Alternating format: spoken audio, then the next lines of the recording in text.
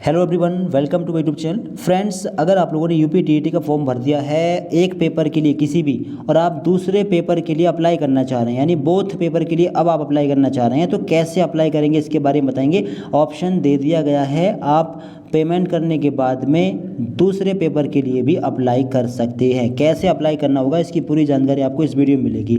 आप लोग अपने फॉर्म को लॉगिन करने के लिए ऑफिशियल वेबसाइट पर पहुंचकर कैंडिडेट लॉगिन पर क्लिक करना और अपनी डिटेल, अपना मोबाइल नंबर या फिर रजिस्टर्ड ईमेल आईडी यहाँ पर डालकर यहाँ पर पासवर्ड डालकर और इन नंबर्स को ऐड करके यहाँ पर आंसर में डालकर और लॉगिन एंड रिज्यूम एप्लीकेशन पर क्लिक करके इसको पहले लॉगिन कर लेना।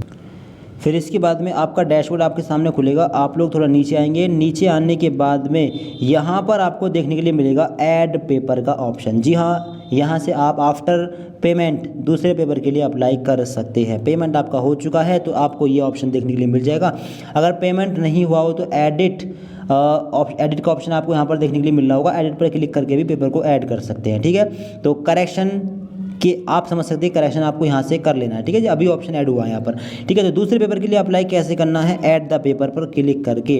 अब आपको दूसरे, ऐसा मान लीजिए आप लोगों ने पेपर 2 के लिए अप्लाई कर दिया, अब आप पेपर 1 के लिए भी अप्लाई करना चाह रहे हैं तो उसके लिए 1000 रुपये और आपको पे करने होंगे और यहाँ से पेपर को ऐड कर लेंगे। इसके लिए आप लोग ऐड पेपर पर क्लिक करें। इसके बाद में यहाँ पर आपको शो होगा are you working as a government teacher.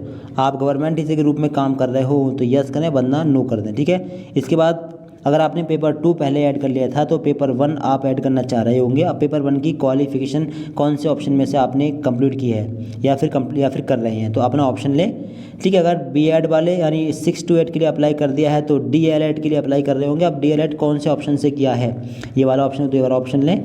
इसके बाद नीचे आए। नीचे आने के बाद में डीएलएड या बीएड आपने कौन से यूनिवर्सिटी या फिर बोर्ड से किया है, नाम डालेंगे यहाँ पर। डीएलएड किया होगा तो बोर्ड से किया होगा, बोर्ड का नाम डाल देना। अगर बीएड किया हो तो यूनिवर्सिटी का नाम डाल देना यहाँ पर। क्वालिफिकेशन स्टेटस क्या है, आप बोथ पेपर के लिए वो लोग अप्लाई कर सकते हैं जिनकी बीएड और डीएलएड दोनों डिग्री कंप्लीट हों, या फिर एक कंप्लीट हो और एक परस्यूइंग में हो, तब भी आप अप्लाई कर सकते हैं। ठीक है, जैसे बीएड कंप्लीट है, डीएलएड के फर्स्ट सेमेस्टर में आप लोग आ चुके हैं, यानी आपने एडमिशन ले लिया है, तब भी आप बोथ पेपर के लिए अप्लाई कर सकते हैं। दोनों पेपर की फ़ीस डबल हो जाएगी। तो आप लोगों को क्वालिफिकेशन स्टेटस में जाना है। अगर आपने दोनों डिग्री पास कर ली हैं, एक पास कर ली होगी, ठीक है, अगर 6 to 8 वाली परस्यूइंग है तो फिर ये पास कर ली होगी। ठीक है, तो अपना ऑप्शन लें। पास कर लिया तो पास का ऑप्शन लें। इसके बाद में डेट ऑफ कंप्लीशन या डेट ऑफ मार्कशीट यहाँ पर डालनी है। ये डेट आपको मार्कशीट पर लिखी हुई मिल जाएगी, प्रिंटेड डेट होगी, वही डाल देनी है। अगर मार्कशीट नहीं मिली है तो रिजल्ट डिक्लेयर डेट डालेंगे, फाइनल सेमेस्टर या फिर फाइनल ईयर की। ठीक है, रिजल्ट डिक्लेयर डेट। फिर नीचे अपनी लैंग्वेज सेकेंड लैंग्वेज सेलेक्ट करेंगे। अगर परस्यूइंग में है तो परस्यूइंग वाला ऑप्शन सेलेक्ट करेंगे। इसके बाद में ईयर स्टेटस लेंगे।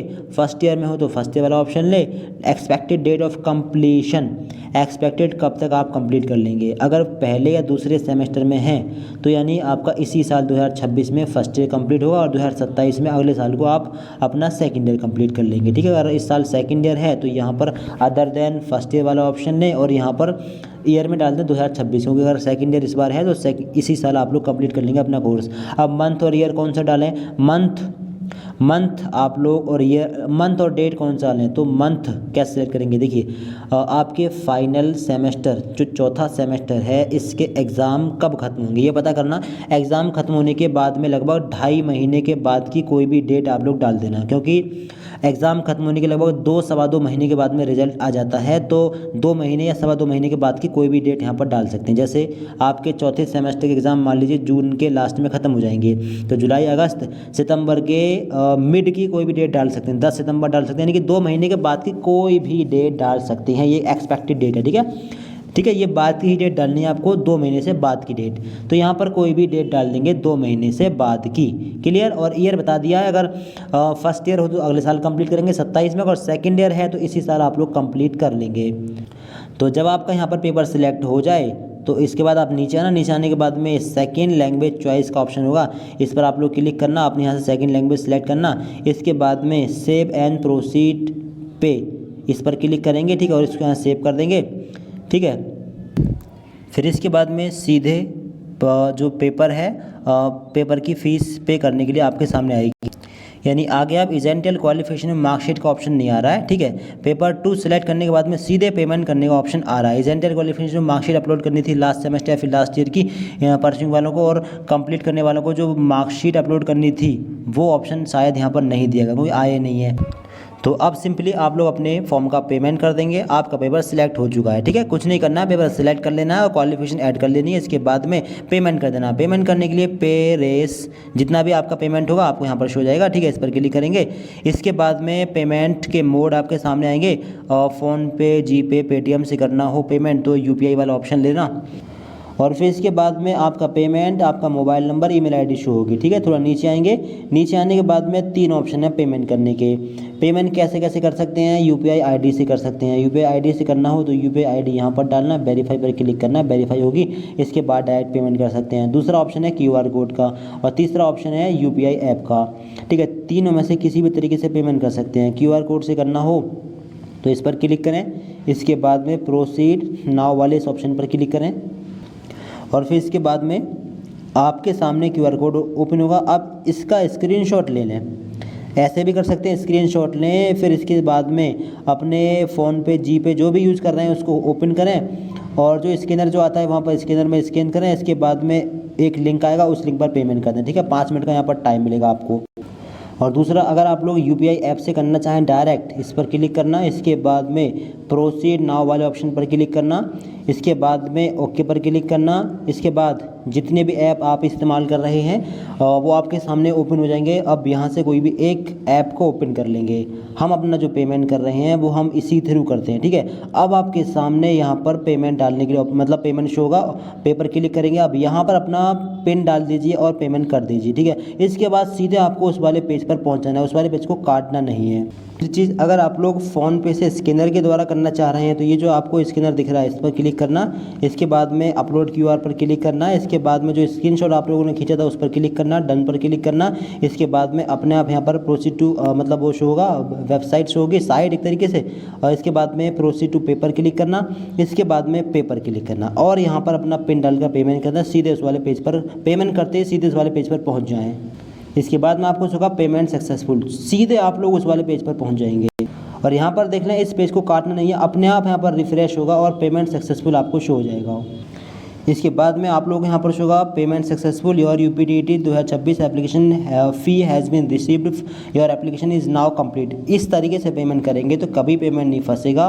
पेमेंट जब हो जाए सीधे इस वाले पेज पर पहुँच जाएँ, इस पेज को कट नहीं करें, अपने आप पेमेंट सक्सेसफुल होगा और इस तरीके से आपको शो हो जाएगा। प्रिंट निकालना चाहें इस पर क्लिक करें। अगर फंस गया है तो सॉल्यूशन भी बताएंगे, आगे देखते रहिए।